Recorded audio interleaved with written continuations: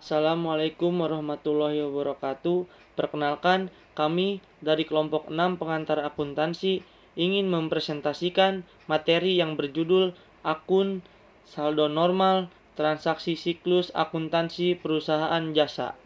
Sebelumnya, perkenalkan anggota kelompok kami yaitu Francisca Kurnia dengan NPM 2120103089, Yeni Karlina N. Mopiana dengan NPM 2120103085, Rian Alfitriansyah dengan NPM 2140103183, Haris Ragil Sasongko dengan NPM 2140103178, dan Lupita Friska Damayanti dengan NPM 2120103104. Akun. Akun merupakan media akuntansi untuk mencatat transaksi keuangan yang mengakibatkan terjadinya perubahan aktiva, utang, modal, pendapatan, dan beban. Dalam pencatatan, akun akan digolongkan berdasarkan transaksi-transaksi yang sejenis. Pada akhirnya, pencatatan dan penggolongan akun tersebut akan digunakan sebagai dasar dalam penyusunan laporan keuangan. Dalam dunia akuntansi, penggolongan akun dilakukan untuk memenuhi 3 tujuan utamanya, yaitu: pertama, menunjukkan tempat pencatatan unsur aktiva, kewajiban, modal, pendapatan, beban, dan prive. 2. Menunjukkan pertumbuhan atau pengurangan unsur-unsur harta, utang, modal, pendapatan, beban, dan prive. 3. Menjadi sumber informasi mengenai posisi harta, utang, modal, dan perubahannya. Hal ini akan dipakai sebagai dasar penyusunan laporan keuangan perusahaan. Jenis-jenis akun. Dalam akuntansi, akun terbagi menjadi 2 jenis. Yang pertama, akun real atau tetap. Akun real merupakan kelompok akun yang dilaporkan dalam neraca. Jenis-jenis saldo ini adalah harta, kewajiban, dan modal. Dalam penerapannya, akun real akan dibawa dari satu periode ke periode selanjutnya. Yang kedua, akun nominal atau sementara.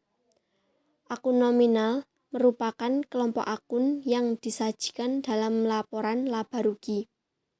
Jenis dari akun ini adalah pendapatan dan beban. Saldo normal. Saldo normal akuntansi adalah suatu ketetapan yang pasti dalam ilmu akuntansi terkait dengan posisi dari akun atau rekening yang menjadi prinsip pembukuan berpasangan. Ketetapan yang diatur dalam akuntansi adalah saldo normal, aktiva di debit, dan saldo normal kewajiban di kredit, dan sebagainya. Fungsi saldo normal pada akuntansi. 1. Sebagai aturan pencatatan akuntansi. 2. Penentu antara saldo debit dan kredit. 3. Mekanisme antara debit dan kredit. 4. Pengelompokan akun real. 5. Pengelompokan akun nominal. 6. Memudahkan membaca aset dan kewajiban. Siklus akuntansi pada perusahaan jasa.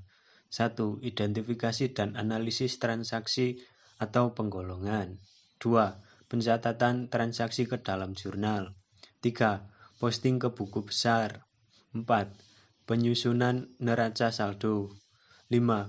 Penyusunan jurnal dan neraca saldo penyesuaian. 6. Neraca lajur. 7. Penyusunan laporan keuangan perusahaan jasa. 8. Penyusunan jurnal penutup. 9. Jurnal pembalik. 10. Neraca akhir atau awal. Jenis transaksi pada akuntansi perusahaan jasa. Yang pertama ada pembelian. Transaksi pembelian ini adalah kegiatan membeli suatu produk. Transaksi pembelian yang dilakukan oleh perusahaan jasa seperti membeli peralatan dan perlengkapan kerja. Nah, semua itu dilakukan untuk memberikan pelayanan dan kepuasan kepada para pelanggan.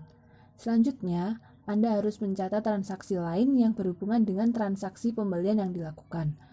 Semisal, salon Cantika melakukan pembelian berupa gunting, alat catok, vitamin rambut di toko Merah Merona. Nah, setelah pembelian dilakukan, Anda harus segera mencatatnya dalam pembukuan usaha Anda. Yang kedua, ada pendapatan. Seperti halnya perusahaan lain, perusahaan jasa juga memiliki tujuan untuk memperoleh keuntungan. Adapun pendapatan dari perusahaan jasa, yakni pendapatan dari layanan yang telah diberikan. Oleh karena itu, para pengusaha jasa akan memberikan layanan yang terbaik. Transaksi pendapatan wajib dicatat dalam pembukuan perusahaan, baik tunai maupun kredit. Yang ketiga, ada pembayaran beban-beban. Selain mengeluarkan uang untuk membeli keperluan seperti peralatan dan perlengkapan, perusahaan jasa juga membeli biaya atau beban. Adapun contoh beban-beban yang biasanya dikeluarkan seperti beban tagihan listrik, telepon, internet, administrasi, dan beban-beban lainnya. Nah, yang keempat ada penerimaan piutang. Piutang merupakan penjualan atau pemberian layanan yang dilakukan secara kredit, sesuai dengan kebijakan atau kesepakatan yang dilakukan. Maka konsumen akan melunasi pembayaran dalam jangka waktu yang telah ditentukan. Sehingga pada waktu pelunasan piutang, perusahaan juga harus mencatatnya. Dan yang kelima ada penanaman modal atau investasi. Pada saat pertama kali didirikan, pasti ada setoran modal dari pemilik ataupun investor. Nah, semua investasi juga harus dicatat dengan baik, apalagi jika dana atau modal yang diperoleh dari pihak lain. Dengan demikian, pembagian hasil dan pengembaliannya jelas.